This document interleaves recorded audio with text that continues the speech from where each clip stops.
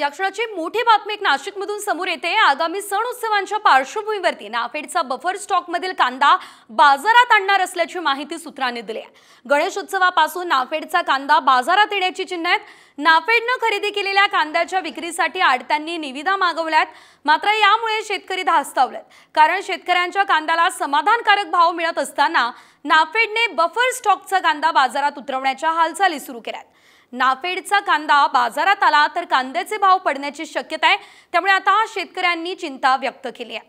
या क्षणाची मोठी बातमी एक नाशिकमधून समोर येते। आगामी सण उत्सवांच्या पार्श्वभूमीवरती नाफेडचा बफर स्टॉकमधील कांदा बाजारात आणणार असल्याची माहिती सूत्रांनी दिली आहे। गणेश उत्सवापासून नाफेडचा कांदा बाजारात येण्याची चिन्ह आहेत।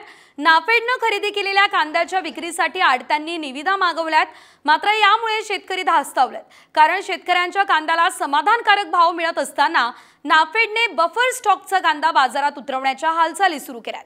नाफेडचा कांदा बाजारात आला तर कांद्याचे भाव पडण्याची शक्यता आहे, त्यामुळे आता शेतकऱ्यांनी चिंता व्यक्त केली आहे।